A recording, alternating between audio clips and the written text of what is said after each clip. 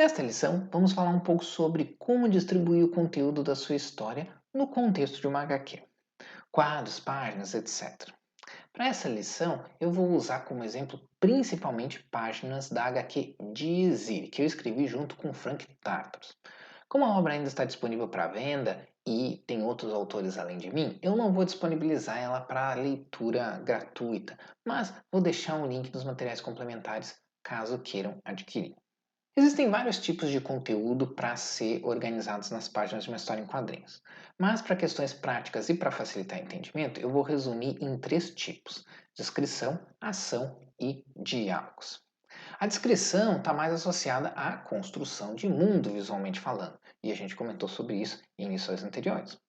Como esse mundo se parece, qual é a sensação que ele nos traz, etc.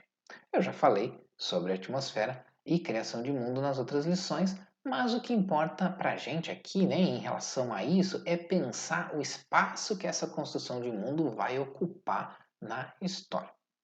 A boa notícia é que construção de mundo, visualmente falando, pode ser mesclada aos outros conteúdos, como ação e diálogos. Você até pode, se quiser, dedicar uma página inteira ou mais de um quadro para a construção de mundo. Mas é interessante mesclar a construção visual de mundo com os outros elementos da história e fazer o leitor conhecer esse mundo enquanto a história está andando, né, por assim dizer. Dessa maneira, a gente não precisa parar a história para mostrar o mundo em que os personagens vivem, o que pode quebrar um pouco o ritmo. Mas, se você quiser colocar o leitor dentro de uma atmosfera bem específica antes da história propriamente dita começar, é uma boa dedicar uma página de construção do mundo que construa também o clima da história. Aqui um exemplo de Dizzy, que lançamos um encadernado com a história completa, mas ela era originalmente dividida em 8 capítulos, né? Então, nesse caso aqui, a gente tem a primeira página do capítulo 4, que foi escrita e desenhada pelo Frank Tartaros com o argumento meu e dele, né? Essa página é o que eu disse em outras aulas quando falei sobre descrição. Ao invés de se focar em ação ou em diálogo, a página se preocupa em apresentar o mundo e colocar o leitor no clima da história. E repare também que o Frank usou nessa página uma transição entre quadros de aspecto para aspecto, dando uma visão geral do local e depois mostrando pequenos pedaços, ou melhor, pequenos momentos ocorrendo em pontos diferentes daquela região. Cada capítulo de Dizzy tem 10 páginas, então com um espaço curto assim para contar uma história, uma decisão dessas é uma escolha bem importante, pois tira uma página inteira só para a construção de mundo. Em outros tipos de história, como narrativas passadas no presente, talvez ela só precisasse de um quadro maior para ajudar a construir o mundo. Mas como estamos falando de uma narrativa que se passa em outro tempo e num contexto cultural e social bem específico, uma página como essa acaba se tornando fundamental. Com relação à ação, eu também já cobri o suficiente na lição anterior sobre quantidade de quadros numa página só. Eu só vou explicar aqui algo que não comentei lá, que é como saber distribuir a ação num quadro. Se você lembrar da aula que eu falei sobre como pensar em quadrinhos, vai lembrar que eu comentei que nós temos que ter uma boa noção, né, do que dá para colocar num único quadro e o que tem que distribuir, né, e o que tem que distribuir em vários quadros. No caso da ação, é interessante pensar numa cena em movimento como se fosse uma sequência de fotos. Mas assim, o HQ não é uma sequência de fotos. O que a arte faz nos quadrinhos é algo muito diferente do que uma foto costuma fazer. Mas essa é uma questão mais relevante para quem quer produzir quadrinhos de uma forma completa, tendo conhecimento de ilustração, cor, etc. Apesar disso, nesse caso, quando estamos falando de ação, a comparação com foto vale de uma maneira bem geral. Porque se você imaginar uma cena acontecendo em movimento, uma luta entre duas pessoas, por exemplo, fica mais fácil pensar em quais ações você pode colocar num único quadro ou não. Por exemplo, se alguém der um soco e a outra pessoa desviar ou segurar o soco, essas duas ações dá tranquilamente para colocar no mesmo quadro e cria um dinamismo legal do que dividir ela em dois quadros. É claro que depende da sua proposta. Talvez você queira fazer o personagem dando um soco e o outro personagem segurar um soco ser uma surpresa. Aí seria interessante ter em dois quadros diferentes. Deu para entender como varia muito de história para história o que se deve fazer em termos de distribuição de conteúdo. Mas se você quer fazer a sequência soco, desvia, o outro retribui com um chute, não vai conseguir fazer tudo isso num único quadro. Quer dizer, o desenhista até pode fazer, ele conseguiria desenhar, mas vai dar a impressão de que todas as ações estão acontecendo ao mesmo tempo e não vai ficar nada realista. Essa página da história Contrapartes, que a gente já viu na lição anterior, é um bom exemplo. Apesar do Thiago ter decidido abandonar a divisão entre quadros para criar uma sequência mais dinâmica, ainda assim o quadro é formado por diversas instâncias ou diversos momentos, digamos assim, de imagens, e cada instância mostra uma ação. Então, mesmo não tendo a divisão entre quadros, a gente pode dizer que essa sequência possui vários quadros, mesmo que eles não estejam divididos. Essa página também mostra bem o que eu comentei de que um quadro numa HQ não é o mesmo que uma foto. Podemos usar a foto como analogia só até certo ponto, porque o quadro de uma HQ, quando ilustrado, pode fazer muito mais. De uma forma geral, nós podemos dizer que ações e reações imediatas podem ser colocadas no mesmo quadro, mas ações separadas não. Ou várias ações que uma mesma pessoa faça provavelmente vão ter que ser divididas em mais de um quadro, apesar que depende muito da ação, e várias ações feitas por pessoas diferentes talvez possam ser colocadas no mesmo quadro. Você pode ter um jogador de futebol chutando a gol, o goleiro segurando a bola impedindo o gol e ao fundo os torcedores gritando na arquibancada. Tudo isso pode ser visto num único quadro, se quiser. Mas se você tentar fazer o jogador chutando a bola e recebendo uma rasteira do outro jogador ao mesmo tempo, vai ficar estranho. A rasteira foi antes ou depois de chutar a bola? Como o desenhista vai reproduzir isso? Sem ter que incluir uma outra instância, um outro momento no mesmo quadro, o que seria basicamente criar um outro quadro. Nessa página do primeiro capítulo de Ziri, nós temos um quadro onde a personagem desvia de um tiro e ao mesmo tempo atira no personagem que tentou atirar nela. É um quadro difícil de conseguir elaborar, porque normalmente essa sequência seria pensada em mais de um quadro. Mas o foco da página e da cena não é a ação, e sim a urgência da personagem em atender o telefone. É por isso que eu insisti em aulas anteriores sobre a importância do roteirista entender que quadrinhos é uma mídia visual, mesmo se não for ele que vai desenhar a história. Você tem que saber os limites do que é possível fazer num único quadro e o que vai ter que distribuir em vários. Dos itens que eu mencionei que a gente tem que distribuir, os diálogos precisam de um pouco mais de atenção. Existem várias maneiras de definir como você vai distribuir seus diálogos e vários motivos para fazer de uma forma ou de outra. Porque depende muito, né, da história que você está querendo contar e se o que você está fazendo funciona ou não. Mas, como eu comentei no vídeo sobre ritmo, diálogos são um dos principais elementos que ajudam a estabelecer o ritmo na HQ. Então aqui vai 6 maneiras de decidir como distribuir bem os seus diálogos pelo tempo de leitura, pelo tipo de conversa, pelas diferentes expressões, pela relação entre os eventos do diálogo e quando temos quadros com conteúdos variados. Primeiro, você pode levar em consideração o tempo de leitura do diálogo. Nem sempre o tempo que você leva para ler uma página ou um quadro vai ser o tempo que decorreu ali dentro da história. Mas quando a gente está falando de diálogo, o tempo que uma pessoa leva para ler um texto pode ajudar a saber como distribuir melhor esse texto. Como assim? Bom, pensa assim. Se você imaginou um quadro como um momento rápido, então não dá para colocar um monólogo de 5 parágrafos ali. Se você tem uma fala longa num quadro, tem que levar em consideração que o leitor vai levar mais tempo naquele quadro do que nos outros quadros da página que tiverem menos texto. E isso já altera a fluidez da história, ou seja, o ritmo. Então, apesar de esse não ser um critério definitivo, pode ajudar você a pensar em como distribuir melhor o diálogo. Imagina que você tem um personagem explicando um elemento importante da trama, ou falando sobre como é o mundo da história.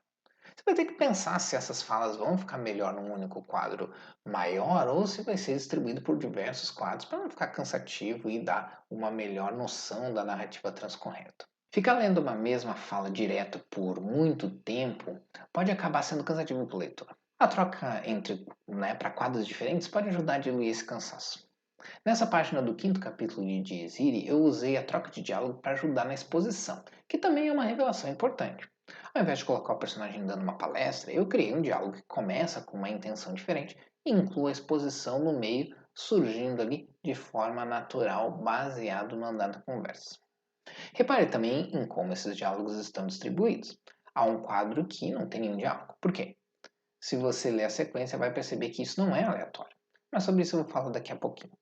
O que importa para a gente aqui é que alguns quadros têm mais ou menos texto e os quadros que têm mais texto, o leitor vai ficar mais tempo ali, porque tem que ler todo o diálogo. Então, essa sensação de ficar mais tempo num quadro tem que ser levada em consideração pelo autor. Tem ocasiões que você vai trabalhar com alguma licença criativa, como uma batalha entre super-heróis, onde há um diálogo longo numa sequência, ou vários diálogos numa sequência que no mundo real não teria como acontecer daquele jeito. Mas há limitações para o quanto a gente consegue se safar nesses casos. Esses são casos mais especiais. Outra coisa que você pode fazer é pensar no tipo de conversa que está acontecendo. Os personagens estão numa discussão? Eles estão conversando tranquilamente, com tempo para refletir entre uma fala e outra? Quando você tem duas falas de pessoas diferentes no mesmo quadro, você insinua que aquela troca de diálogo acontece num momento um pouco mais rápido do que, por exemplo, colocar a fala de um num quadro e colocar a fala de outro em outro quadro. Então, um jeito de decidir isso é imaginar o tipo de conversa. Se é uma discussão onde um fala logo depois do outro, talvez seja interessante colocar a troca de palavras em um mesmo quadro. Mais uma vez, essa página de Dizzy nos ajuda a entender melhor isso. O segundo e terceiro quadro de uma página tem uma troca rápida, né? Especialmente o segundo quadro, onde o personagem interrompe o outro. Mas do sexto quadro em diante, nós temos uma conversa bem diferente, pois o personagem está explicando algo e o outro está interessado em saber essas informações. Então, repare, a diferença de ritmo de um quadro para outro e da ênfase que é dada neles, né? Às vezes a ênfase é na exposição, às vezes a ênfase é no contexto emocional, às vezes é na urgência do diálogo, dependendo da necessidade que cada momento precisa. Também é interessante pensar nos diálogos em relação à imagem, especialmente se duas coisas que estão sendo ditas exigem expressões diferentes. Eu sei que falando parece óbvio, mas na hora de escrever, muito roteirista iniciante se esquece disso, que os quadros da página são estáticos e não se movem.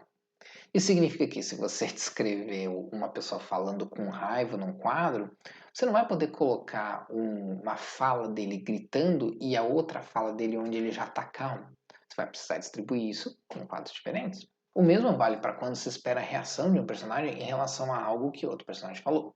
Se o personagem está falando várias coisas e cada uma exige que o outro personagem reaja diferente várias vezes, então não dá para colocar tudo isso no mesmo quadro. Essa outra página do quinto capítulo de Dizzy ilustra isso bem. É outra página que precisa trabalhar com exposição e eu faço isso através do diálogo. Mas aqui também há um componente emocional, porque as notícias são péssimas. Então, nesse caso, é necessário que a cena dê o peso necessário, né, para o que está sendo revelado, já que se refere ao fato de que algumas poucas pessoas foram escolhidas em segredo para um êxito planetário que pode dar muito errado. Mas repare como o texto, especialmente nos últimos quadros, é organizado em relação às reações dos personagens. No penúltimo quadro, por exemplo, a gente tem um personagem falando, mas o destaque é a reação do outro personagem, o que está ouvindo. Eu poderia ter colocado o texto no quadro anterior, mas esse trecho tem muito mais impacto quando associado à reação do personagem que está ouvindo aquilo. Outra coisa, bastante relacionada à narrativa de uma forma geral, é pensar no diálogo em relação ao que vem a seguir e ao que vem depois dele. Imagina a seguinte cena. Um militar fala com um jovem e uma mulher mais velha, que no caso são mãe e filho.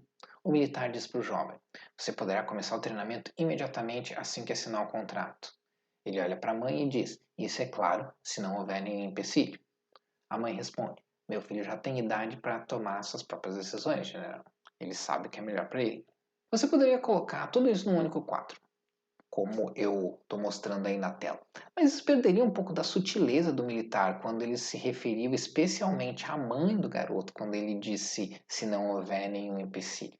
Ele não falou isso diretamente, mas essa foi a intenção dele. Então, o mais interessante talvez seria dividir essa sequência em pelo menos dois quadros. No primeiro, temos a visão geral dos três e o general falando que o garoto pode começar o treinamento imediatamente. O segundo quadro pode ser o general olhando para a mãe enquanto fala, isso é claro, se não houver nenhum empecilho. Aqui a gente deixa bem claro que o general está se referindo à mãe, sem que ele precise dizer isso claramente, explicitamente, né? E essa atitude passiva-agressiva, como dizem, é narrativamente bem mais interessante e adiciona certa tensão à cena, bem mais do que se ele dissesse, né, claramente no diálogo, isso se sua mãe não for um NPC. Por último, mas não menos importante, você tem que pensar no desenhista, ou mais especificamente, no desenho. Eu sempre gosto de bater nessa tecla. Quadrinhos é uma mídia visual, a questão visual é importante. E adicionando a isso, como eu disse na lição sobre manipulação de tempo, a passagem do tempo no HQ depende do espaço da página e dos quadros. E tudo isso pode ser afetado pelo diálogo. Você não vai poder criar um quadro super complexo, cheio de detalhes, se o seu personagem está falando um monólogo enorme que cobre o quadro inteiro. Como você pode ver no exemplo que tem aí na tela, o quadro com diálogo nem tem fundo desenhado, são só os personagens. Essa página de Dizzy é um bom exemplo. Aqui, o Thiago Daniele, que foi quem desenhou, teve que lidar com uma situação de tumulto em uma multidão. É normalmente o tipo de cena que tem muitas coisas acontecendo ao mesmo tempo, então eu, como roteirista desse capítulo, não posso simplesmente colocar um monte de coisa acontecendo, mas um monte de diálogo e deixar que ele se vire. É tarefa do roteirista ajudar a dar um bom ritmo para a história. Então, nesse caso, a solução foi uma transição aspecto para aspecto, onde temos um quadro pai, digamos assim, que dá uma visão geral do tumulto, e quadros filhos, né? Como a gente chama, ou como a gente chama, quadros de destaque, né? Que são quadros menores subordinados a esse quadro pai. Esses quadros de destaque mostram detalhes do que está acontecendo, pois são coisas diferentes acontecendo ao mesmo tempo, e que ficaria complicado de mostrar num único quadro, né? Dá para fazer, mas dependendo de como o roteirista ou desenhista elabora o layout e a organização da página. Lembrando que nos quadrinhos, o diálogo, a narração, a onomatopeia, enfim, os textos em geral, também são parte da construção do quadro. É tarefa do desenhista deixar espaço no quadro para os diálogos? Sim, mas ele também não pode fazer milagre se você deu uma de virtuoso da escrita e colocou 3 parágrafos no primeiro quadro de uma página com 8 quadros. Mas então, quanto texto dá para colocar em cada quadro? Bom, como sempre, não é uma regra. Alguns roteiristas trabalham com a ideia de não fazer mais do que 2 linhas de texto corrido por balão em caixa alta, tamanho 12, numa folha do Word, por exemplo. Isso ajuda, mas e quando temos vários balões? Eu sugiro pensar em 2 coisas. Uma é o quadro em si. Se temos no quadro apenas 2 pessoas conversando e o foco é o diálogo, é possível colocar mais texto. Ou se tem só uma pessoa falando, dá para colocar mais texto. Mas se tem mais coisas acontecendo que também são destaque, talvez você tenha que distribuir a fala de um personagem que for longa demais, né, em 2 ou até mais quadros. Isso pode ajudar no suspense também, né? Caso você queira dar ênfase para uma última frase reveladora, pode colocar ela num outro quadro para dar mais destaque para ela, né? A outra coisa a se pensar é no quanto de espaço os textos vão ocupar no quadro. Eu costumo evitar mais de 3 balões por quadro, no máximo 4. Isso como regra geral, claro, depende muito do quadro, da quantidade de texto, etc. E se eu tiver que incluir legendas ou narração, eu incluo isso nesses números. Então, se eu tiver uma caixa de narração, só uso no máximo 3 balões e assim por diante. Quanto à extensão, eu costumo ter como regra geral no máximo 2 linhas de texto corrido, com o texto todo em caixa alta por balão.